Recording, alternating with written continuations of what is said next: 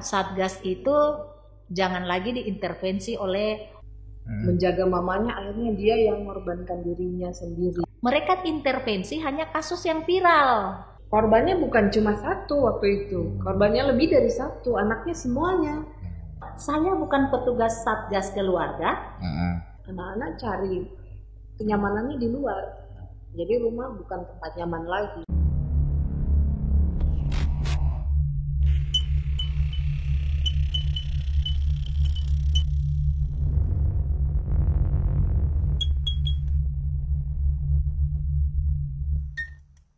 Selamat pagi, salam LLDT 12. Berjumpa lagi di pojok Bastori LLDT wilayah 12. Kali ini saya kedatangan dua ibu yang selama ini konsentrasi mereka atau waktu mereka habis untuk penanganan kekerasan dan kekerasan terhadap perempuan, baik itu kekerasan fisik maupun KDRT dan kekerasan seksual dan sebagainya. Mereka banyak melakukan tugas-tugas advokasi di masyarakat, terutama di Kota Ambon.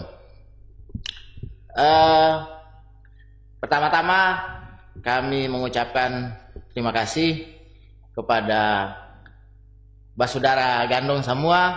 Mudah-mudahan bisa menyaksikan channel ini sampai selesai dan jangan lupa like dan subscribe channel YouTube LLDT wilayah 12. Baik, supaya waktu kita bisa lebih banyak kita soroti tentang apa sebenarnya yang terjadi dan bagaimana cara kita menyelesaikan kasus-kasus kekerasan terutama di lingkungan perguruan tinggi. Dua narasumber saya ini akan banyak mengupasnya dan kita akan menyimak secara bersama-sama. Oleh karena itu langsung saja saya serahkan ke ibu berdua ini. Langsung mungkin memperkenalkan diri dulu. Baik, terima kasih. Nama saya Nini Kusniati, Divisi Pendampingan dan Pengaduan terkait dengan kekerasan terhadap perempuan dan anak dari UPTD PPA Kota Ambon. Keseharian kami ialah sering mendampingi kekerasan terhadap perempuan dan anak, baik itu fisik, verbal, dan seksual. Terima kasih. Nama saya Reta Purba. Saya juga sama dari UPTD PPA Kota Ambon, menangani juga korban kekerasan terhadap perempuan dan anak, kekerasan fisik, psikis maupun seksual. Dan dalam pendampingan itu mulai dari awal pendampingan sampai proses pengadilan selesai. Baik, kita tahu bersama ya bahwa seringkali terjadi dan bahkan terus terjadi kasus-kasus kekerasan terhadap perempuan. Nah, kasus-kasus kekerasan terhadap perempuan ini bisa saja terjadi di lingkungan bahkan yang paling terdekat. Ya, kita ikuti di beberapa media-media konvensional justru kekerasan terjadi di dalam tempat di mana si anak justru harus mendapatkan perlindungan. Tapi kasus-kasus seperti ini seringkali terjadi. Nah, apa sebenarnya yang menjadi penyebab ini? Iya. Jadi pengalaman kami menangani kasus baik itu kekerasan fisik, baik pun seksual. Tetapi jujur akhir-akhir ini kami mau sampaikan bahwa kekerasan seksual itu yang semakin hari semakin meningkat. Entah karena adanya sosialisasi mungkin yang dilakukan oleh Dinas DP3AMD. Karena ada juga kasus yang sebenarnya bukan baru terjadi, tetapi kasusnya itu sudah beberapa tahun lalu terjadinya, kemudian baru terungkap setelah ada sosialisasi yang dilakukan oleh Dinas DP3AMD. Nah, faktor terjadinya, kadang kita berpikir bahwa tempat yang aman adalah keluarga tadi. Yeah. Namun ternyata, yeah. Jujur saya sekarang malah parno jujur. Hmm. Karena kenapa?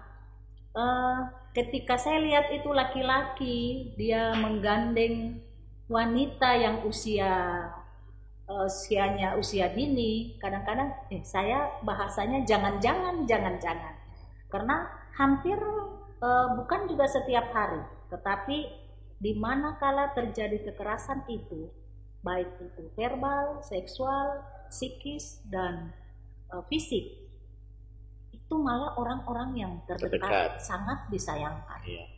Seperti itu. Lalu kemudian yang menjadi ironisnya lagi, ini kan kadang-kadang orang tua kedua belah pihak anak ini kan bekerja nih, dipikir lebih aman penitipannya lewat keluarga yang ada di rumah, entah itu kakek, paman, kakak, laki-laki. Ternyata terjadi pelecehan itu yang dilakukan oleh orang yang tempat penitipan kita tadi. Harusnya mereka berlindung. Nah, harusnya mereka berlindung. Mendapatkan perlindungan yang dianggap kami lebih aman. Bahwa ternyata kita tidak aman juga, kita tidak bisa menitipkan hal anak kita ke orang-orang terdekat seperti itu. Iya. Nah, menurut Bu Nini dan Ibu, apa sebenarnya yang menjadi, apakah ada faktor sosial atau faktor lain atau faktor apa sebenarnya ini? Kalau mau bilang faktor itu mungkin yang pertama faktor ekonomi. Ekonomi juga ada masuk dalam situ. Apa hubungannya nih? Bagaimana Ibu menguraikan soal ekonomi dan ekonomi, kekerasan bisa terjadi terhadap perempuan, terhadap anak. Iya. Karena kayak sebelumnya, contohnya waktu zamannya COVID, banyak keluarga atau suami atau istri yang kehilangan pekerjaan, tidak bisa bekerja, tidak bisa mencari nafkah. Itu pemicu pertama jadi kekerasan dalam rumah tangga. Terus imbasnya kalau suami istri efek dari ekonominya tidak berdaya, pasti efeknya ke anak-anak gitu. Kekerasan. Iya, kekerasan terhadap anak. Kalau pelecehan sendiri bagaimana? Kalau pelecehan kebanyakan pelecehan seksual ya? Iya. Dengan yang sementara ini dengan orang-orang terdekat itu, itu sebenarnya faktor yang kebanyakan ada itu kayaknya agamanya yang kurang penanaman nilai-nilai ya. Terus hubungan antara anak dengan keluarga itu juga kurang harmonis. Iya, kurang bagus, kurang sehat. Akibat ada hal-hal itu terjadi. Ada juga yang contohnya karena tidak mau sampai papanya tuh punya hubungan dengan perempuan lain, menjaga mamanya, akhirnya dia yang mengorbankan dirinya sendiri. Ada ya kasus seperti itu ya. Sampai dia bisa memiliki anak dari papanya sendiri. Gitu. Jadi ada banyak faktor yang terjadi kalau sekarang ini kadang-kadang mengejutkan kita sendiri. Itu pengalaman yang ditangani itu ya? Iya, pengalaman yang ditangani. Itu yang terjadi. Kadang-kadang masyarakat juga mau melapor juga sedikit takut. Gitu. Aib ya, mungkin dianggap aib keluarga, terus itu juga berimbas ke masyarakat. Atau ada faktor keamanan dan keselamatan juga yang ditakutkan. Jadi efek-efeknya yang buat mau melangkah untuk melapor tuh agak sedikit sulit. Ya untungnya di kampung-kampung sudah ada orang-orang yang memang juga bekerja, terus punya hati untuk melayani seperti ini, kekerasan terhadap perempuan dan anak. Orang-orang itu yang berani bersuara. Dari lingkungan keluarga atau pihak lain atau? Dari lingkungan keluarga. Dari orang-orang aktivis memang yang bergerak juga di situ. Jadi yang dari desa, tumbuhnya dari desa, yang punya hati memang untuk jadi aktivis perempuan dan anak. Jadi mereka yang bersuara. Freelance gitu ya? Iya. Itu pun langsung tersambung ke UPTD. Jadi langsung kami yang terlibat. Iya. Kemudian kita tahu bahwa ketika itu terjadi, ketika kasus-kasus terjadi, nah bagaimana ini bisa ditangani nih, bagaimana menanganinya nih? Jadi ketika kasus itu terjadi, Biasanya sih kami dapat informasi dari Polres, Polsek ataupun dari pihak dari POM. Kalau pelakunya adalah tentara, maka kadang dari satuan POM yang menelpon di bagian penyidikan gitu untuk minta pendampingan kalau itu korbannya perempuan dan anak. Lalu kemudian kadang juga kami ditelepon langsung dari korban, ibu bisa bantu, karena memang kami punya nomor ini. Tidak kalah kami sering disebut dengan Mama Kepo. Nama Kepo ya, kami sering disebut dengan julukan Mama Kepo. Kenapa kami dijuluki dengan Mama Kepo? Memang karena itu tadi, nomor kami udah ke mana-mana. Lalu kemudian ketika ada kasus kami ditelepon, bahkan dari jadi sekota Ambon ini ya alhamdulillah kami bisa pendampingan secara pendekatan secara apalah yang bisa kami mampu untuk memberikan terhadap mereka. Terbaik itu edukasi, pendekatan, lalu bagaimana mau menyelesaikan kasusnya sampai ke tingkat persidangan. Namun dari awal ketika ada laporan masuk itu kami dengan korbannya dulu. Langkah awal itu ya? Langkah awal itu kami lakukan pendekatan pendampingan tergantung maunya korban. Apakah itu mau diselesaikan secara kekeluargaan atau mau dilanjutkan ke pihak yang berwajib. Tapi ya yang intinya itu kasus kekerasan fisik ya, fisik, verbal. Juga ada sekarang yang lagi marak nih undang-undang IT nih yang sering kasus-kasus kekerasan lalu di-upload, diposting, itu kan juga menjadi perhatian kami selama ini. Tapi kalau kasus asusila, mohon maaf, itu tidak bisa di RJ, artinya restoratif justice, tidak ada penyelesaian. Nah, itu kami sering berdialog lama dulu, apa mau dilanjutkan, lalu kemudian kalau KDRT ini banyak hal yang membuat kami untuk menjadikan pertimbangan seperti itu. Pertama, ini suami istri ya, lalu kemudian punya anak. Jadi lalu kemudian menjadi pertimbangan istri adalah saya tidak punya pekerjaan, saya tidak punya penghasilan tidak punya penghasilan. Ketika saya mempenjarakan saya punya suami, siapa yang menafkahi saya? Nah itu juga yang menjadi pertimbangan ketika kita mediasi seperti itu. Tapi kalau memilih saya tidak mau selesai lagi, saya harus lanjut, ya kita kawal. Tapi jujur KDRT ini jarang dia mau sampai ke pengadilan. Banyak yang selesai walaupun itu sudah diproses, sudah sampai ke tingkat penyidikan dan lain sebagainya, sudah lidik bahkan ya, tetapi ternyata mereka memilih untuk penyelesaian. Jadi memang ketika kami pendampingan pun kami juga sering memberikan edukasi, dampak dan lain sebagainya ketika mengalami terus ya. Karena ada korban yang memang sudah nggak apa-apa biar beta di. Berarti secara sosial memang keadilan ini belum berpihak ya, boleh kita katakan seperti itu kasarnya. Nah, baik, begini ya, akhir-akhir ini banyak sekali terjadi itu di lingkungan kampus. Ya, kekerasan terhadap perempuan, perundungan, kekerasan seksual dan sebagainya. Ini sangat disayangkan. Kenapa sangat disayangkan?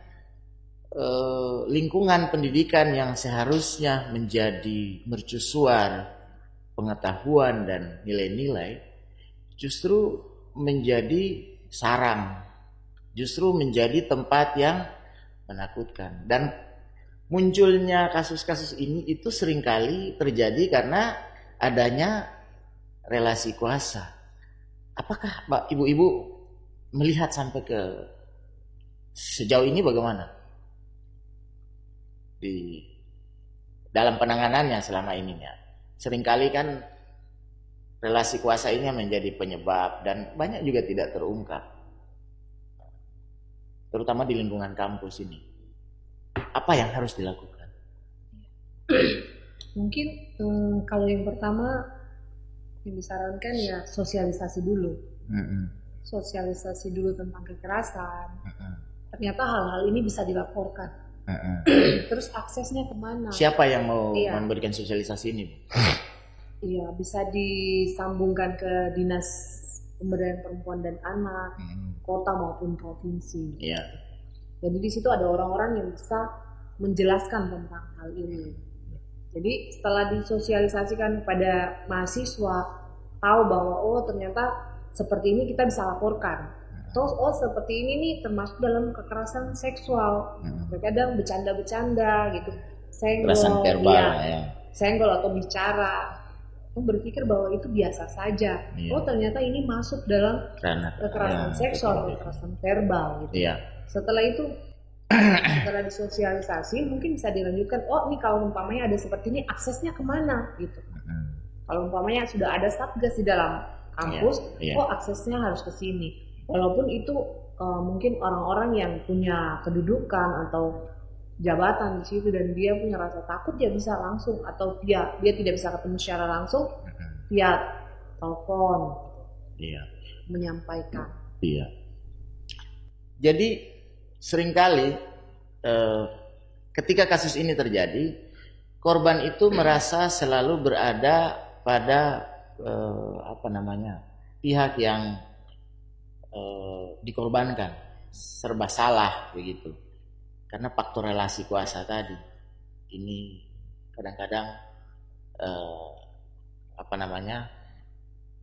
banyak pertimbangan, bisa saja berdampak terhadap faktor-faktor lain, nilai-nilai misalnya, atau keberlanjutan pendidikannya, dan banyak hal-hal yang menjadi penyebab sehingga seringkali kasus ini tidak terungkap, seringkali didiamkan, seringkali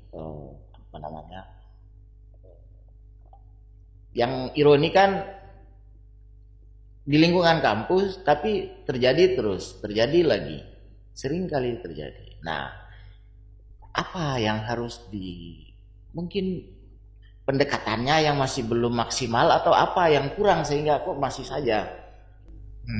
Oke. Tadi menyambung yang tadi itu, Pak. Iya. Jadi sudah sampai di Satgas, kalau umpamanya ada seperti ini, jadi Satgasnya harus kuat. Harus ada penguatan dalam Satgas ini dulu. Iya. Nah, setelah dia sudah kuat, ada datang kayak kasus begini, dia sudah bisa bicara untuk menguatkan.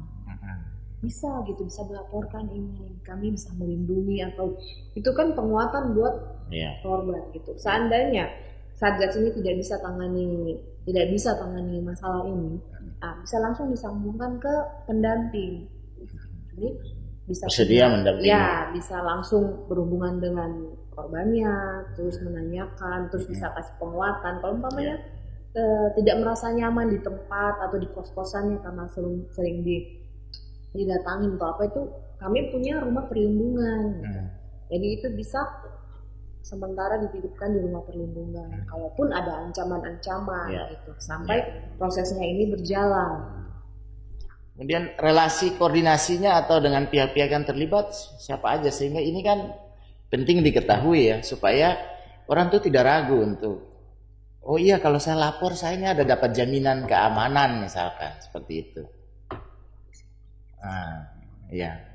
Kalau berbicara jaminan keamanan ini kan korban juga kan di undang-undang juga itu kan dilindungi ya. Baik itu pelapor, saksi, apalagi korban. Nah, bahkan pelaku juga, pelaku anak itu juga dilindungi gitu. Nah, relasi untuk menyambungkan terkait dengan keamanannya dan lain sebagainya itu, ya kita ini kan punya aparat negara nih. Nah, tergantung nih pelakunya siapa. Nah, contoh mungkin kemarin yang viral-viralnya itu kan orang-orang yang punya kekuasaan, punya jabatan, lalu melakukan hal yang tidak diinginkan oleh orang-orang yang tadi, yang anggaplah dia rentan, Nah, bagaimana dia bisa melaporkan, dan untungnya anak itu punya keberanian. Nah, tugas Satgas ini yang harus dilihat sebenarnya di sini. Tapi kadang juga ada begini, mungkin saya simak pertanyaan Bapak tadi itu terkait dengan bagaimana kalau dia terkait dengan relasi kekuasaan. Nah, yang ditakutkan adalah Satgas yang dibentuk ini, itu tadi seperti teman tadi bilang bahwa dia harus kuat dan dia harus menyampingkan kekeluargaan. Artinya bahwa saya bukan petugas satgas keluarga, tapi saya adalah petugas satgas yang ditunjuk dan diberikan kepercayaan untuk mendampingi korban-korban tadi ini, sehingga ya dia punya kenyamanan, keamanan dan lain sebagainya itu tersalurkan ke dia. Jadi haknya dia untuk mendapat keamanan. Mungkin saya tambah. Sekarang juga lembaga pelindungan saksi korban itu sudah ada. Tapi berupa sahabat saksi korban. Jadi namanya sahabat saksi korban. Jadi itu juga bisa untuk melindungi saksi korban. Jadi bisa nyaman lah. Kalau umpamanya dia mau mengungkapkan tentang suatu kekerasan seksual atau suatu kejahatan gitu. Kan kebanyakan kalau bilang mau jadi saksi itu kan banyak yang takut.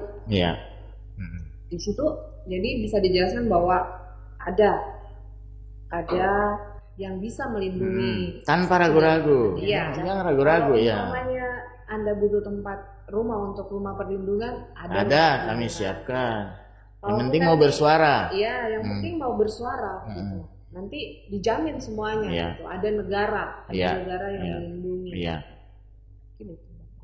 Nah, jadi gini, kita tahu bahwa mungkin yang ibu-ibu ini tangani mungkin sepersekian dari sekian banyak kasus yang terjadi, iya kan? Artinya bisa saja ini sebuah fenomena gunung es. Artinya masih banyak yang sebenarnya masih belum terungkap. Nah, bagaimana nih strateginya supaya bisa terungkap yang masih belum terungkap ini, tersembunyi nih? Jadi mungkin tadi itu lewat sosialisasi dulu ke kampus-kampus mungkin yang belum terlalu didatangi oleh pihak terkait dengan sosialisasi kekerasan terhadap perempuan dan anak. Jadi seperti yang saya sampaikan tadi, banyak kasus yang muncul itu malah kasus yang sudah terjadi dari kemarin-kemarin, tahun lalu, gitu. Karena adanya sosialisasi tadi itu. Makanya saya suka bilang begini, ada orang bilang bahwa kasus semakin tinggi, parah ya, gitu kan. Kota Ambon sudah gini, kasus semakin darurat istilahnya. Darurat kekerasan seksual. Kita berpikir apakah ini hasil dari sosialisasi yang dilakukan oleh dinas, gitu kan, dinas pemberdayaan perempuan dan anak khususnya. Mungkinkah itu? Lalu kemudian sekarang nih ada namanya tadi yang saya sempat sentil itu yayasan rumah generasi yang bergerak di isu perempuan dan anak bahkan disabilitas juga. Nah, itu membentuk pokja-pokja di desa-desa. Nah, fungsi contoh desa Batu Merah kan situ ada pokja inklusi di 15 desa lah yang ada di Kota Ambon ini. Nah, bisa juga masyarakat itu karena mungkin terlalu jauh jangkauannya ke UPTD, mampirlah ke desa-desa yang ada di bentuk kelompok inklusi yang ada di desa itu. Sehingga perpanjangan tangan kalaupun misalnya tidak bisa sampai ke kepolisian, mungkin sampai ke kami. Nanti kami yang menggiring sampai di mana nanti akhirnya proses ini. Jemput bola. Ya, jemput bola. Ibu-ibu ini jemput bola ya. Karena memang seringkali ada orang tuh enggan gitu. Mungkin dia tidak terbiasa berinteraksi dengan institusi, malu dan sebagainya. Karena untuk menceritakan aib sendiri untuk orang lain itu kan pasti malu, apalagi bersentuhan dengan orang dekat. Seandainya itu papa kandungnya, atau opanya, atau omnya, atau kan kebanyakan seperti itu. Jadi pasti malu untuk mau menyampaikan. Sekarang menyampaikan kemana, ke siapa? Apakah orang itu bisa jaga rahasia? Itu jadi ini di pikiran. Jadi datanglah orang-orang yang memang ibu bisa cerita, aman semuanya. Kami bisa menjaga kerahasiaan ibu atau kakak. Identitasnya. Jadi buatlah mereka nyaman dulu, baru bisa. Mereka bisa menceritakan. Mereka berpikir bahwa rahasia yang selama ini disimpan bisa disampaikan di orang yang tepat. Jangan sampai sampaikan itu ke orang yang salah, karena bisa jadi bumerang buat diri sendiri juga gitu. Tapi kan mereka juga dalam menyampaikan atau membuat keluhan atau pelaporan itu kan apakah dikarantina ataukah tidak, atau bagaimana sehingga upaya-upaya untuk mengungkap kasus ini itu tidak terdeteksi di tahap awal, misalnya tidak ketahuan di saat awal gitu. Itu bagaimana pendekatannya? Yang penting dia mau bersuara. Nanti kan sesuai dengan apa yang dia minta. Ibu, saya mau ketemu tapi saya tidak mau ketemu di tempat ini. Saya mau ketemu di sini. Oke. Jadi sesuai dengan apa yang korbannya mau. Setidaknya dia harus nyaman dulu dengan tempatnya, dengan orang yang ada di sampingnya, dia nyaman dulu. Apakah mau cuma dengan satu orang atau dengan 2 orang ini boleh. Itu dari korban. Ya. Jadi setelah dia setuju dengan semuanya, dia rasa itu nyaman, dia rasa memang orang ini bisa dipercaya untuk dia sampaikan semua masalahnya. Iya benar. Jadi tergantung korbannya nih. Kalau misalnya dia mau ibu ketemu di kantor atau ibu nanti ketemunya oke, kami ikuti. Kalau bilang jemput bola, kebanyakan jemput bola. Jadi kebanyakan korban itu jarang baru datang di kantor gitu.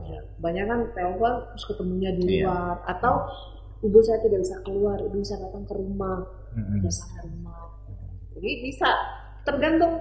Jadi tujuannya kita untuk dapat sesuatu hasilnya itu nyamannya itu dulu gitu. Iya. Nah, baik.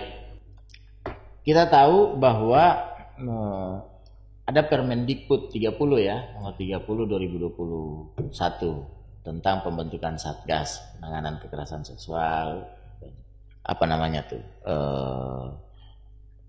perundungan dan kekerasan di lingkungan kampus. Nah, sejauh interaksinya selama ini, bagaimana nih ibu-ibu melihat di lingkungan kampus nih, khususnya di Kota Ambon dulu nih, kita mungkin yang bisa secara kasat mata bisa mungkin ditangani atau pernah pokoknya ada pengalaman berinteraksi atau bagaimana dengan apakah Satgas ini sudah efektifkah, sudah dibentukkah atau belumkah, atau bagaimana ibu punya pandangan terhadap khusus kampus-kampus di Kota Ambon ini dulu? Baik. Kalau berkaitan dengan Satgas, selama ini kami belum menerima laporan dari Satgas langsung ya. Atau belum dibangun hubungan kerjasamanya atau bagaimana sehingga itu bisa terjadi? Sebenarnya hubungan kerjasama itu tidak perlu ada istilah resmi lalu MOU dan lain sebagainya, tidak. Tetapi selama ini kami belum mendapat rujukan dari Satgas kampus, taruhlah di kampus ya. Tapi kami banyaknya itu menerima kasus dari LBH yang ada di kampus-kampus. Karena kadang-kadang juga ketika ada kasus yang dimintai untuk pendampingan pelaku itu adalah dari LBH kampus. Karena kalau LBH itu kadang kan memakai anggaran ya, artinya yang penting dia buat keterangan tidak mampu itu dibantu oleh LBH dari kampus. Oh memang berbayar? Itu ada biaya ininya? Kalau di luar itu biasanya dimintai ya, kalau misalnya pribadi gitu kan, pribadi. Tapi selama ini LBH atau penunjukan dari pihak kepolisian itu. Oh kalau berperkara? Iya kalau berperkara misalnya. Gitu. Tapi maksudnya mungkin sebelum sampai ke level itu. Kalau sebelum sampai di situ pendampingan, advokasi. Selama ini memang belum pernah mendapat rujukan dari Satgas kampus sih, tetapi kami dapatnya itu rujukan dari LBH yang ada di kampus. Tidak jarang itu, contohnya misalnya dari Unpati kemarin itu, nah itu kami dapatnya dari lewat LBH dari Unpati ya kak ya. Iya. Nah itu seperti itu. Tapi kalau dari sekolah itu sekolah-sekolah udah ada beberapa Satgas sih yang merujuk kasus ke kami seperti itu. Terakhir kemarin itu kasus seksual ya, itu juga dari Satgas sekolah yang merujuk ke kami. Langsung gitu ya? Langsung kami tangani. Memang sudah dilakukan sosialisasi ke sekolah-sekolah gitu ya? Iya, sudah. Kalau ke kampus belum? Saya belum tahu ke kampus, tapi kalau sekolah SD, SMP, dan SMA itu sudah sering melakukan sosialisasi di sekolah-sekolah. Iya. Dan sudah ada pembentukan satgasnya, lalu kemudian sempat kemarin ada walaupun itu belum menyeluruh ya, tetapi baru sebagian, tapi sudah melakukan pelatihan. Dari dinas sudah mulai melakukan pelatihan bagaimana menangani kasus ketika kasus itu terjadi di sekolah. Apa namanya? Berarti satgas juga harus dibekali. Ya.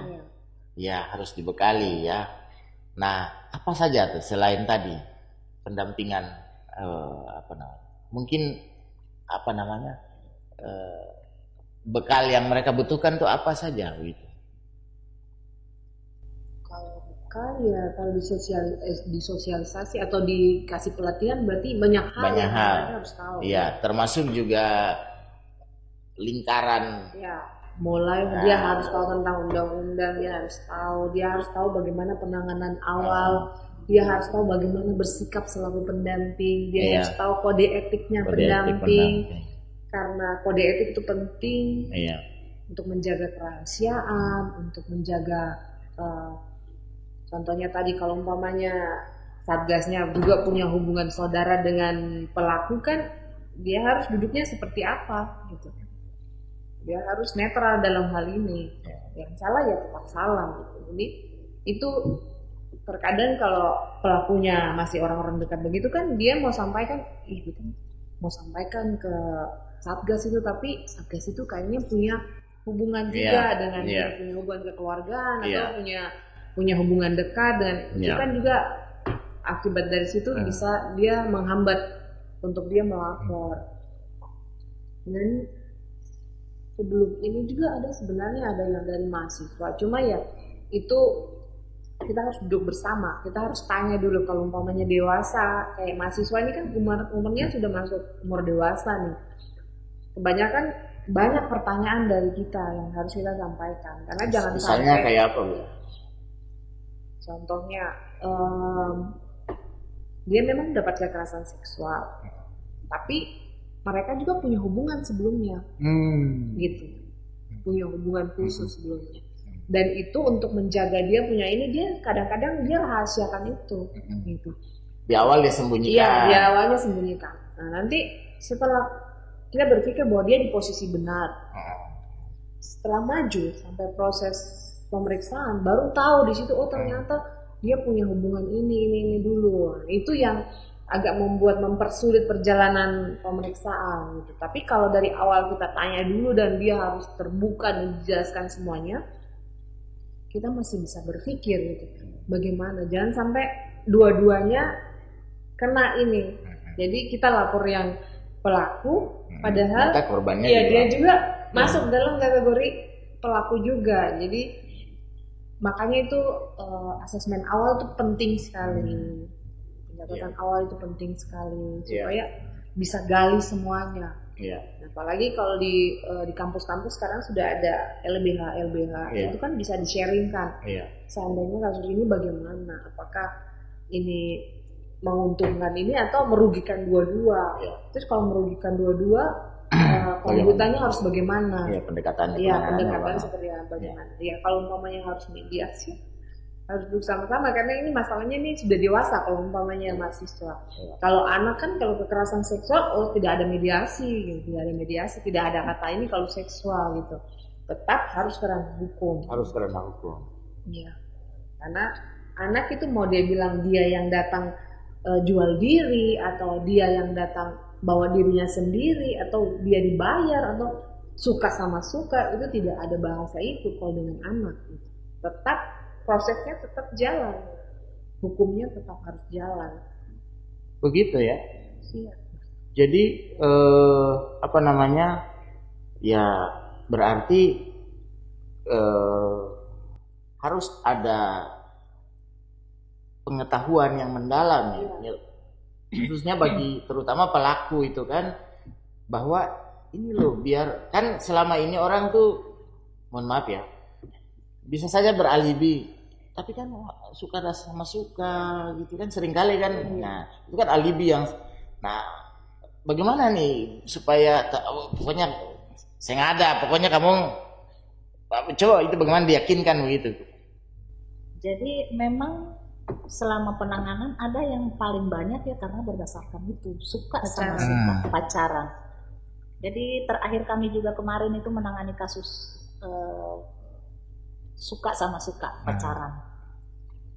Tapi korbannya ini anak. Ya orang tuanya tidak terima ya dia harus melaporkan. Iya kalau korbannya anak, kalau dewasa? Ya kalau dewasa suka sama suka ya kita tidak bisa apa. Apakah sampai ke ranah hukum tidak? Tadi kan Ibu jelaskan begitu. Ya. Jadi kalau sampai ke ranah hukum itu tadi kita berproses awal dulu. Jadi semacam contoh kasus kemarin ya yang saya kemarin baru pulang lagi menelpon. Itu kan sebenarnya lebih ke pacaran nih, suka sama suka. Tetapi terjadi kekerasan di sini. Itu kekerasan fisik. Nah, masuknya ke penganiayaan. Jadi itu bukan KDRT karena tidak ada ikatan sah suami istri. Bukan rumah tangga. Ya, tidak ada ikatan sah suami istri. Tapi kalau mau proses setubuhnya di sini tidak ada setubuh karena suka sama suka. Dewasa kan? Laki-laki dewasa, perempuan dewasa. Kecuali terjadi pemerkosaan, pemaksaan misalnya. Nah, kalau pemaksaan ya itu pun juga harus lihat bentuk kekerasannya seperti apa. Karena ini dokter ya yang mengetahui mana paksaan dan mana yang bukan dibuktikan dengan hasil visum. Hasil ya. Seperti itu. Ya. Oke. Apa yang harus diperbaiki nih dari keadaan ini? Apa yang harus diperbaiki keadaan ini? Saya juga bingung. Sehingga tidak lagi terjadi dan terjadi, tidak lagi terulang. Tadi kan disebutkan bisa saja faktor ekonomi, faktor relasi kuasa, dan solusinya apa nih sebenarnya supaya jangan lagi terulang kasus-kasusnya? Itu yang selama ini kita pikir. Apakah penegakan hukum yang lebih keras lagi atau sosialisasinya yang masih perlu ditingkatkan atau bagaimana? Sebenarnya dia semua masalah kan berawal dari keluarga, dari rumah tangga. Dalam rumah tangga tuh kalau bicara rumah tangga, mama, papa, anak. Bagaimana hubungannya di dalam. Jadi mungkin awalnya itu dari sebelum pernikahan ada konselingnya. Itu pencegahan itu bahwa nanti rumah tangga seperti ini itu harus dijelaskan semuanya. Terus seandainya ada seperti ini, ada undang-undang, ada negara yang melindungi, ada yang jadi agamanya yang harus diperkuat. Kan kebanyakan sekarang agamanya sudah berkurang, HP-nya yang lebih banyak.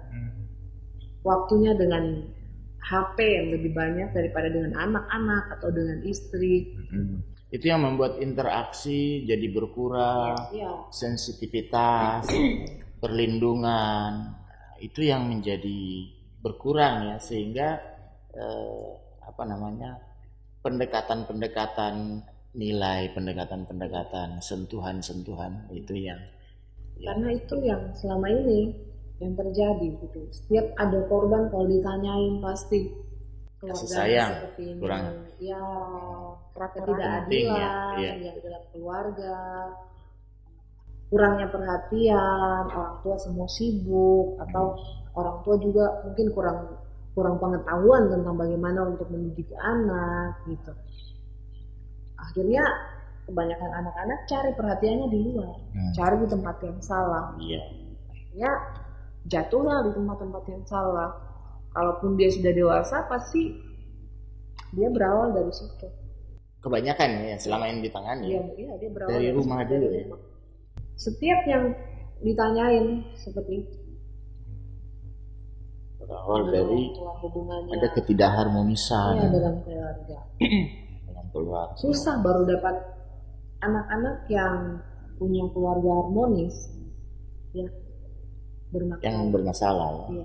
Jadi kayak homeless, kayak gitu lah kebanyakan dari. Kebanyakan kalau ditanyain pasti mama dan papa sudah pisah. Terus mama bilang mama sudah nikah lagi, papa sudah nikah lagi. Gitu. Jadi sekarang mereka bagaimana? Ya tinggal sama papa tapi dengan mama baru, dengan hubungannya sudah tidak bagus lagi. Mereka menginginkan bahwa punya waktu-waktu dengan orang tuanya sendiri pun itu sudah tidak ada. Akibatkan anak-anak cari kenyamanannya di luar, Jadi rumah bukan tempat nyaman lagi. Rumah bukan tempatnya Ya, nyaman. dia lebih nyaman di luar. Nanti kalau ditanya, kenapa lebih nyaman di luar? Ternyata tidak menemukan juga kenyamanan di luar, justru dapat. Iya. Nanti kalau ditanya apa yang hilang di rumah, apa yang hilang di rumah yang buat kau cari rasa nyaman di luar, baru dia bilang, waktu saya begini. Jadi memang sudah sedemikian degradasi nilai-nilai gitu. Kira-kira seperti apa kalau dia seandainya dia bilang bahwa orang tuanya seperti ini. Mau bangunnya lagi bagaimana? Kami tidak mungkin masuk dalam keluarga terus mau bilang seperti itu, mau bangun keluarganya, tidak mungkin. Tapi apakah ibu punya ruang intervensi yang dimungkinkan oleh regulasi yang kemudian ini bisa dijangkau begitu kalau itu terjadi juga antara yang korban dan pelaku itu justru datang dari hubungan yang sangat dekat misalkan kayak tadi. Waktu pertama yang ketemu kasus yang punya hubungan sangat dekat begitu, kan ada yang kayak Ibu ngomong agak kuat ya. Iya, tidak mau melapor itu. Tidak mau melapor, apalagi pelakunya itu papa kandungnya. Iya. Jadi juga berpikir seperti yang tadi Bu Nini sampaikan. Yang ekonominya bagaimana, siapa yang nanti mencari nafkah dan itu kalau sampai kami pasti ada mau bilang ancaman, kami ancam. Ibu mau laporkan atau kami laporkan, termasuk ibu juga kami laporkan karena ibu melakukan pembiaran dalam hal ini. Harus tegas ya? Iya, harus tegas. Sejauh ini bagaimana kalau ketegasan itu level keberhasilannya atau berhasil? Berarti butuh keberanian dong dari ibu-ibu ini. Iya, jadi ada titik-titik tertentu kami bisa jadi ibu-ibu yang manis, yang pengertian. Benar. Tapi ada di titik tertentu kami harus tegas dalam hal ini. Ya, harus prinsip ya. Iya, harus bisa. Kalau ibu tidak mau melapor, kami yang lapor. Kami juga bisa lapor, semua orang bisa lapor dalam hal ini. Kami bisa lapor, tapi kami lapor dengan ibu karena ibu melakukan pembiaran gitu. Akhirnya dia memutuskan memberanikan diri untuk melapor gitu. Kalau tidak dia terus jadi korban terus. Korbannya bukan cuma satu waktu itu, korbannya lebih dari satu, anaknya semuanya jadi korban dalam hal ini. Terus ibu melakukan pembiaran dalam hal ini, ibu yang kami akan lapor juga.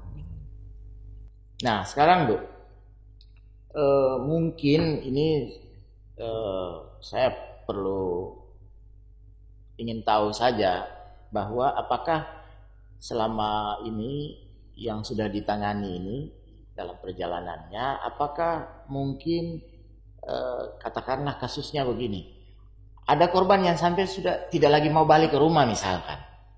Nah perlindungannya di mana itu?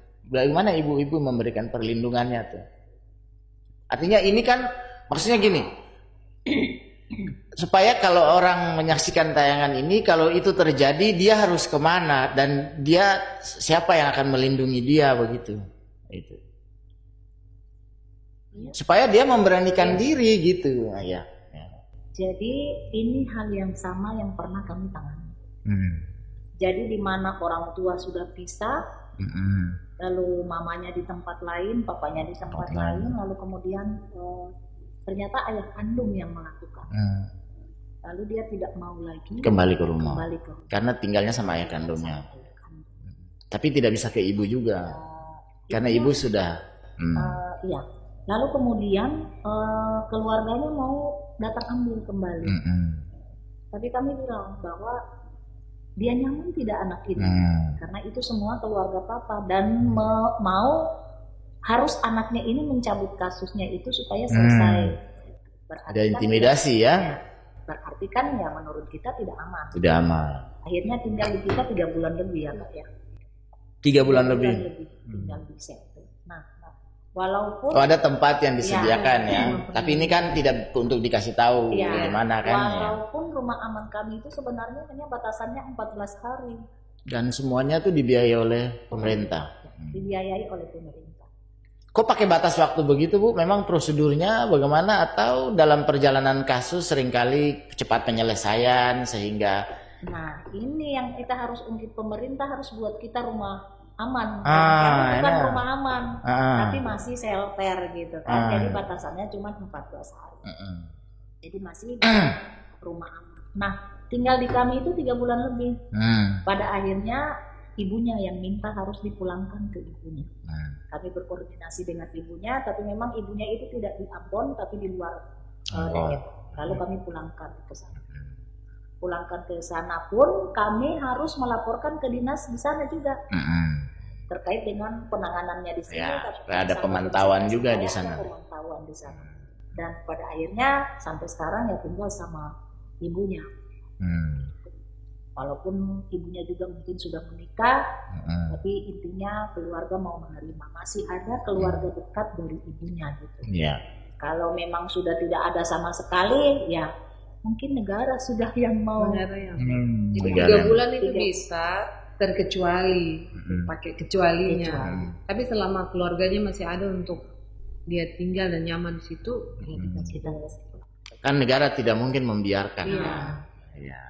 Jadi bisa lebih dari itu ada alasan. Selama ya. Tapi kami juga pun berkoordinasi dengan dinas-dinas lain. Contoh misalnya dinas sosial kan ada nih. Nah, mereka itu punya balai wahana ya yang ada di Ternate.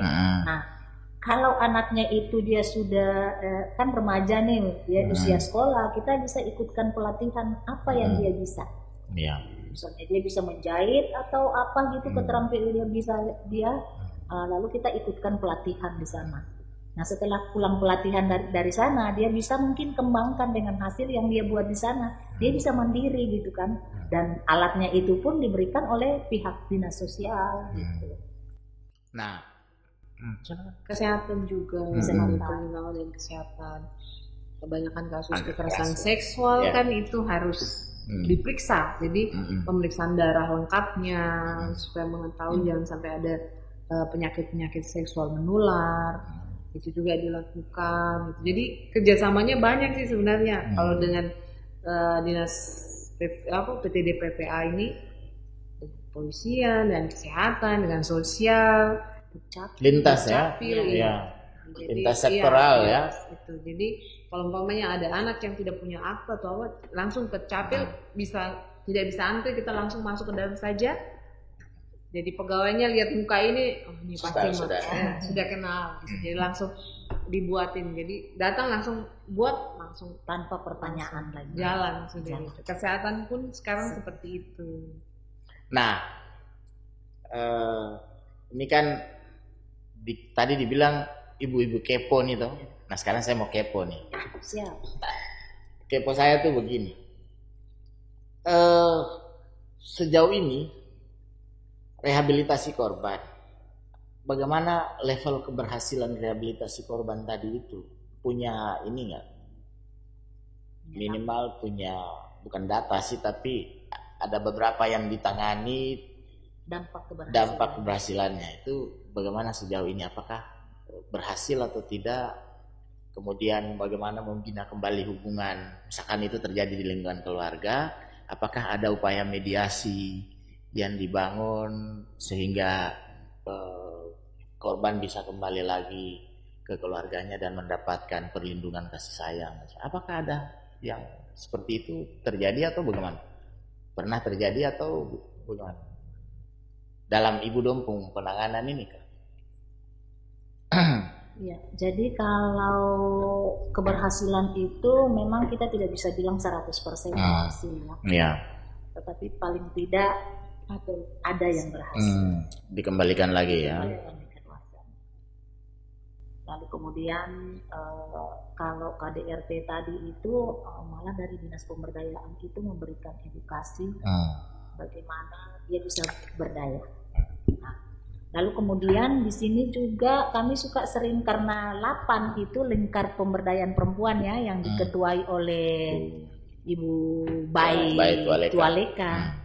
Itu banyak hal yang dibantu juga dengan beliau terkait dengan kan ada ibu-ibu yang memang basicnya petani, nah bahkan dikoordinasikan ya masing-masing dengan keterampilannya.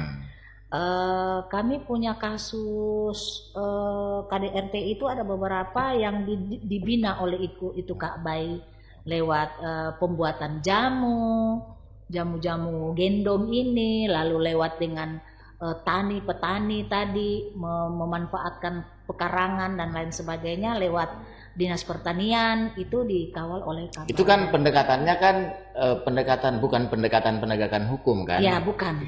Nah, kalau pendekatan penegakan hukum ini, apakah hukum memberikan efek jerah atau tidak sejauh ini? Kalau membilang efek jerah sebenarnya artinya ya yang sudah terjadi nih, lalu kemudian mungkin dia sudah melewati masa hukuman, itu ada pemantauan khusus nggak atau terhadap pelaku-pelaku yang pernah terjerat kasus itu? Ada. Kalau pemantauan khusus kalau dari kami ini kan lebihnya ke korban ya. Iya. Kami kami lebihnya ke korban. Kecuali pelakunya itu anak. Nah, kalau pelakunya anak juga itu tetap kita pendampingan ya. Kira-kira arahnya ini kemana? Sebab jujur kita mau bilang pelaku anak ini kadang dia berulang. Ya, dia melakukan pertama belum ada efek jerah karena tadi itu juga karena ada undang-undang perlindungan anak. Lalu kemudian dilakukanlah sidang diversi namanya. Sebab sidang diversi itu menghadirkan Bapas dari Dinsos juga, Peksos dari kami, pendampingan UPTD. Nah, itu memang masih kurang ya efek jerahnya itu, entah kita juga bingung sebenarnya seperti apa nanti penanganannya.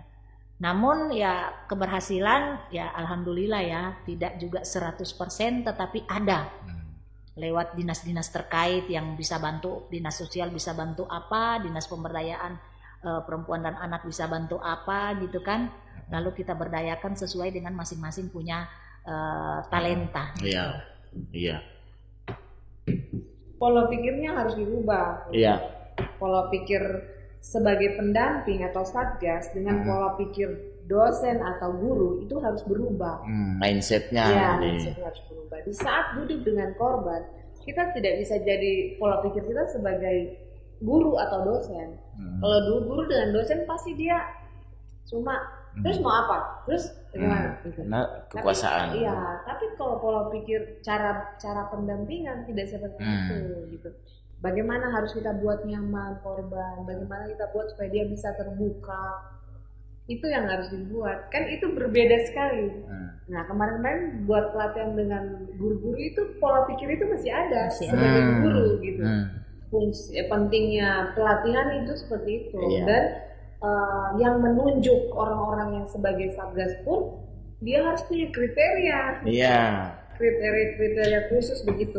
Seandainya ini orang sudah berkeluarga, itu harus ada etikanya. Jadi kalau korbannya perempuan, tidak boleh pendampingnya laki-laki, harus perempuan. Iya, harus perempuan. Jadi satu jenis kelamin, tidak boleh berbeda. Karena di saat kita duduk pendampingan seperti ini, di depan Bapak, di sini saya punya masalah dengan hal ini. Terus Bapak bisa berikan saya rasa nyaman nih. Tadi kan saya bilang harus berikan rasa nyaman. Terus Bapak berikan saya rasa nyaman. Bisa saja malam-malam saya chat Bapak. Saya lagi seperti ini. Akhirnya ya namanya manusia gitu. Bisa saja kenyamanan timbul cinta. Kenyamanan. Ya, itu. Itulah pentingnya harus tahu etika. Etika dalam pendampingan seperti apa. Kerahasiaan itu penting. Jangan sampai dia hari ini dia baru sampaikan terbuka, dia sampaikan semuanya.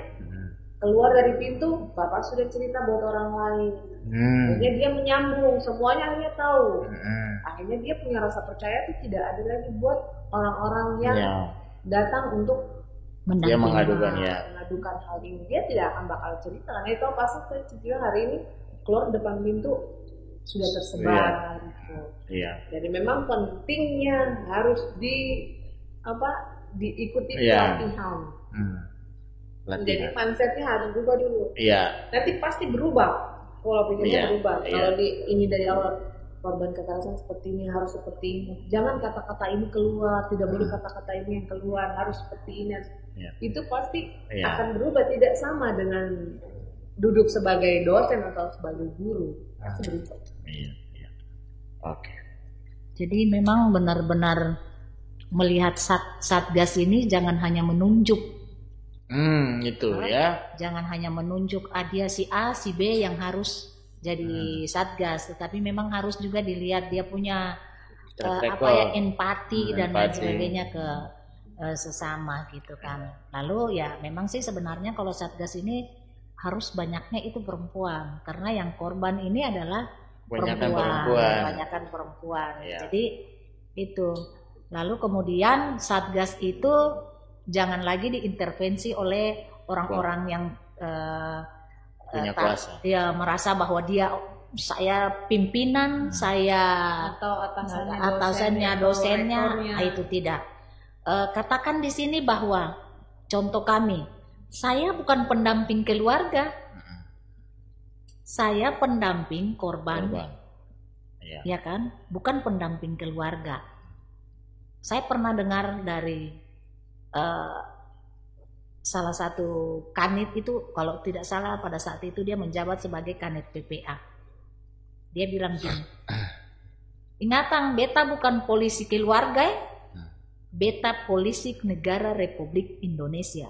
Jadi siapapun yang datang ke sini, katong melakukan pemeriksaan atau pendampingan hal yang sama dengan bukan orang yang dekat dengan katong. Semua katong samakan. Nah itu pun terjadi terhadap kami. Tetapi ada juga Satgas atau pendamping di luar itu, mereka intervensi hanya kasus yang viral.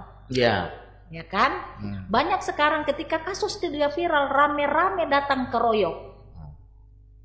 Rame-rame datang bikin pendampingan, dia punya apa, dia pun butuh ini, apanya dan lain sebagainya. Itu rame-rame datang keroyok itu, kalau dia viral. Tapi kasihan, bagaimana yang tidak viral? Iya. Ini jadi memang jujur ini problem ya. Iya, jadi pendamping ini problem sebenarnya kita akhir-akhir ini. Kadang-kadang mereka pikir saya ini pendamping. Tetapi ketika korban itu dia sangat membutuhkan pendampingan, di mana kita? Jangan kita hanya melihat viralnya saja. Tetapi yang tidak viral nih banyak sekali. Marilah kita sama-sama membantu dia mau viral dan tidak viral. Kita harus dudukkan sama-sama seperti itu. Iya, memang kadang-kadang orang berpikir begini, kayaknya harus kasih viral boleh kamu baru dapat perhatian. Iya kan, ada orang juga berpikir seperti itu. Karena sampai kayaknya orang berpikir begitu. Iya. Kalau tidak viral ini, cuma kalau viral kan malu apa? Dampaknya kan jauh lebih buruk kan ya, dampak psikologisnya jauh lebih. Korban. Iya. Apalagi di lingkungan. Akhirnya dia harus memutuskan untuk pindah, atau pindah sekolah, atau pindah kampus. Itu kan efeknya paling besar. Iya, betul. Memang betul. Kalau umpamanya diviralkan tuh perjalanannya itu semua orang mendukung. Tapi satu sisi itu benar. Kasihan. Dia harus menanggung pertanyaan orang kiri kanan dan seumur hidup itu. Seumur hidup. Jadi orang yang cari informasi, cari di rumahnya. Aduh itu kan lebih sebenarnya dia harus melupakan. Tapi karena orang bolak-balik tanya, akhirnya dia terus masih ada terus dia tidak bisa melupakan. Iya, tapi kalau tidak viral juga orang tidak tertarik, tidak mau dan seterusnya. Padahal kasihan ya, jujur kami sih hampir setiap hari ya di Polsek baik pun di Polres. Kami sendiri juga tuh kadang kasihan ya para penyidik itu yang terbatas begitu maksudnya. Lalu kasusnya banyak, satu-satu datang nuntut, "Ibu, saya punya kasus, bagaimana ini, bagaimana?" Tapi kami salut luar biasa kepolisian itu karena kami keseharian mungkin lihat kinerja mereka, bahkan sampai dikatain di apa dan lain sebagainya ya, karena mereka juga ikut prosedur ya. Bukan ada korban juga berpikir begini, saya datang lapor sekarang harus ditangkap sekarang. Tidak bisa gitu dong. Ya kan? Beta pun sulama, kenapa sih ditangkap-tangkap? Padahal ini jalan berproses juga, tetap berproses. Kadang kita sendiri kasihan itu penyidik itu, kadang sampai sing tidur satu malam, apalagi kalau rentetan, apalagi kasus-kasus atensi. Sio kasihan, beta cuman kadang bercanda semangat. Jadi ya itulah bentuk dukungan semangat. Jadi memang ya kita juga pelapor juga harus memahami prosedur bahwa hukum itu juga ada prosedurnya. Hukum juga punya prosedur, bukan melakukan sekarang lalu ditangkap sekarang, tidak. SOP-nya semua ada. Kami pun juga punya SOP, jadi bukan hanya menangani ya seenaknya gue gitu kan. Orang Ambon bilang dong racikua sendiri begitu toh. Jadi asal ke racikua saja sudah. Mungkin karena ketidaktahuan atau ketidakpahaman itu yang bikin orang jadi tidak sabar. Oke, baik. Jadi kesimpulannya begini, Satgas ini perlu dibekali, dibekali dengan penanaman nilai-nilai, dibekali dengan sejumlah pengetahuan yang berkaitan dengan penanganan dari mulai asesmen awal, kemudian pendampingan, advokasi nih ya, sampai bermuara pada kalau memang tidak ada lagi solusi ya sudah penegakan hukum, ya. Law enforcement harus ditegakkan, harus punya sejumlah pengetahuan itu. Yang berikutnya harus melibatkan gender ini, pendekatan gender ini ya, karena memang terbukti perempuan ini banyak yang menjadi korban dan yang paling memahami dalam penanganan, pendekatan, advokasi dan seterusnya adalah perempuan itu sendiri. Sehingga dalam pembentukan Satgas ini harus lebih banyak melibatkan keterlibatan gender perempuan atau pendekatan gender harus dipakai untuk pertimbangan ini. Tidak boleh ada pertimbangan kekuasaan yang dominan dalam hal ini. Kekuasaan untuk mendorong proses ini bekerja secara baik, bukan untuk apalagi menghambat seperti itu. Nah, yang berikutnya karena banyak sekali kasus ini terjadi dan tidak terungkap, maka sudah waktunya kampus-kampus ini untuk segera yang sudah terbentuk cepat bekerja, membuat pelatihan,